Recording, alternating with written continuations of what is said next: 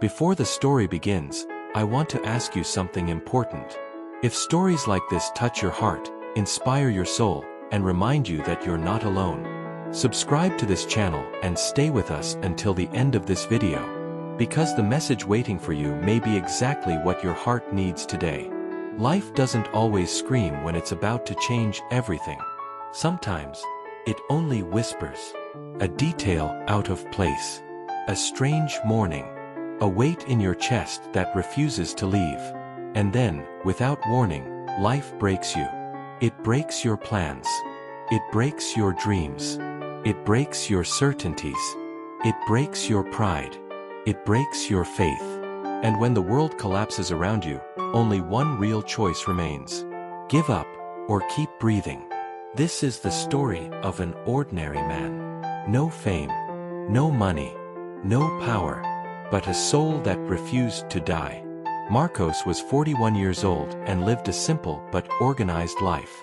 He had a small house filled with laughter, a modest carpentry shop, respected in the neighborhood, a wife named Anna, and 2 children, Lucas, 10, and Sophia, 7. Every morning he woke early, drank strong coffee, kissed his children on the forehead, and went to work believing he was building something that would last forever. But the world decided to test everything at once. The first blow came when a major client went bankrupt and left an unpaid debt. Then more contracts were lost. Bills piled up. The bank called every day. Pressure invaded the house. Conversations with Anna grew short. Silence became heavy. Love started to feel like a problem instead of a refuge. Until one night, Anna said, "I can't live like this anymore." 3 months later, she left with the children. 6 months later, the business closed. 9 months later, Marcos sold the house. On the final night, alone, sitting on the empty living room floor, holding a photo of his children, he whispered, "I'm sorry. I tried." Marcos began sleeping in his car. An old car. A seat that wouldn't recline properly. A constant smell of gasoline and dust. The trunk became a closet. A plastic bag became a pillow. The rearview mirror became his bathroom mirror. He parked on the same street every night, where a bakery opened early and a church closed late. During the day, he walked the city searching for any job. Washing dishes. Carrying boxes. Selling candy at traffic lights. Sweeping sidewalks. But the nights were long. Cold cut through the windows. Silence screamed. Loneliness crushed him. One night, Marcos rested his forehead on the steering wheel and thought, "Maybe this is where my story ends." A thin rain was falling. Marcos walked without direction until he stopped at a bridge. He looked down. The river seemed to call him. And there, in the middle of nothing, a dangerous thought was born. If I disappear, no one will miss me. He stood there for a long time, until he heard a voice. "Sir, are you okay?" It was a street boy, holding a bag of bread. Marcos didn't answer. The boy came closer, sat beside him, and shared the bread. No questions.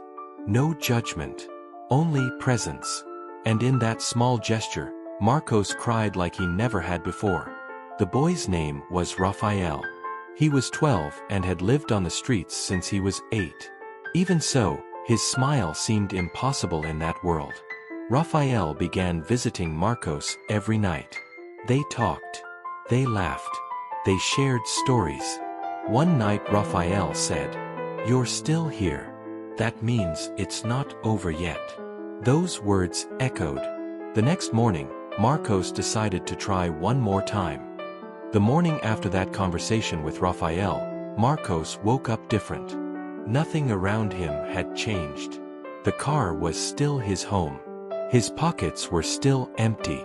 The future was still fog. But inside, something had moved.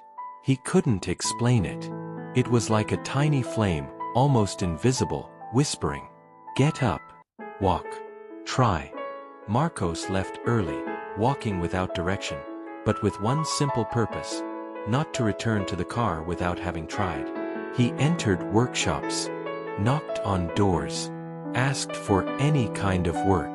On the fourth attempt, an old man named Mr. Antonio, owner of a traditional carpentry shop, looked at Marcos's calloused hands and asked, "Do you know how to work with wood?"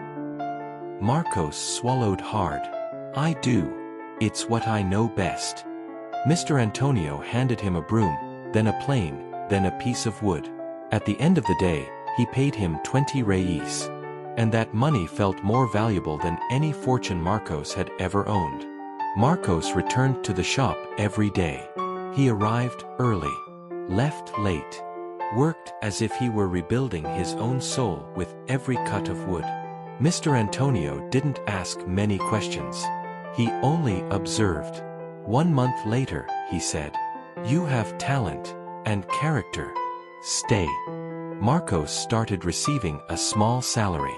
With that, he rented a tiny room, bought a used mattress, took his first hot shower in weeks. Sitting on the floor of that empty room, Marcos smiled. It wasn't a home, but it was a beginning. Despite the progress, the nights remained difficult. The longing for his children was an open wound. Guilt was a constant shadow.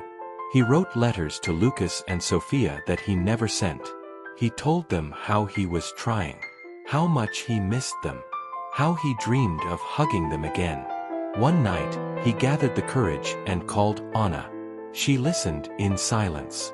When Marcos finished, Anna said only, "I hope you make it for them." Then she hung up. Marcos held the phone and cried. But this time, he wasn't crying from despair. He cried from determination. Marcos's work drew attention. Clients praised him. Orders increased. Mr. Antonio trusted him more and more. He gave him the shop's keys. Months later, when Mr. Antonio became ill, he placed the business in Marcos's hands. "I see who you are when no one is watching," the old man said. That day, Marcos walked home looking at the sky. And for the first time in a long while, he believed. Maybe, just maybe, his story was still being written. 2 years passed. The carpentry shop now had more clients than ever. Marcos had become Mr. Antonio's partner. But the past doesn't disappear just because the present improves. One night, Marcos received a call. It was Anna. Lucas had fallen seriously ill. Marcos didn't think. He took the first bus. At the hospital, he found his son weak, but smiling when he saw him. "Dad, you came back." Marcos held his hand. "I never left." In that moment, he realized every suffering had a purpose. During the days at the hospital, Marcos and Anna talked. No arguments. No accusations. Only truth. They had both made mistakes. They had both suffered.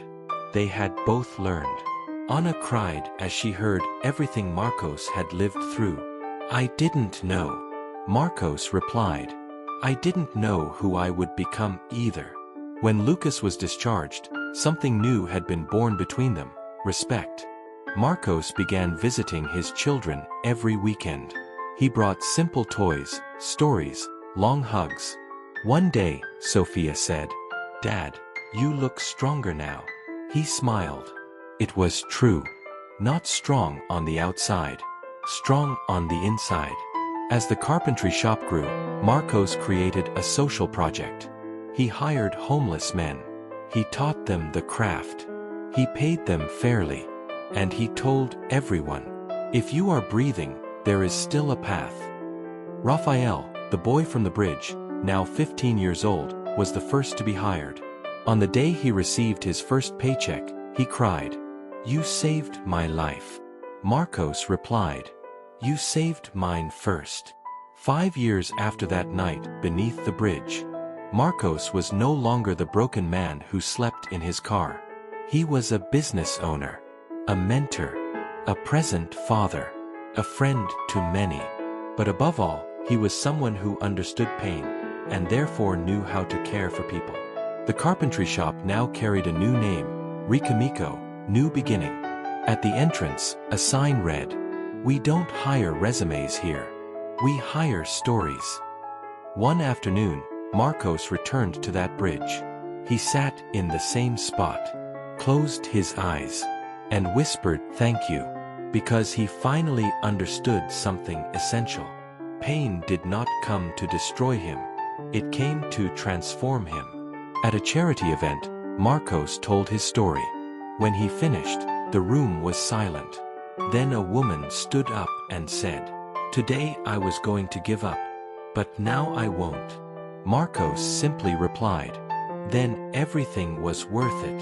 And now, if you are watching this and you feel broken, lost, exhausted, or invisible, I want you to hear this. Your life is not over. Your story is not finished. Your pain is not the end of you. Sometimes life will break your heart, your plans, your strength, your faith. But your soul decides whether you stop or rise again. You may feel alone right now, but somewhere ahead of you, there is a future version of yourself who survived this moment. And that version is waiting for you to keep going. So breathe. Stand up. Take one more step. And remember, if you are still breathing, there is still a path. If this story touched your heart, share it with someone who needs it. And if this message helped you even a little, stay with this channel. Because many more stories are coming for people who refuse to give up. Your pain is not your ending. Your pain is your passage. And your soul was made to survive.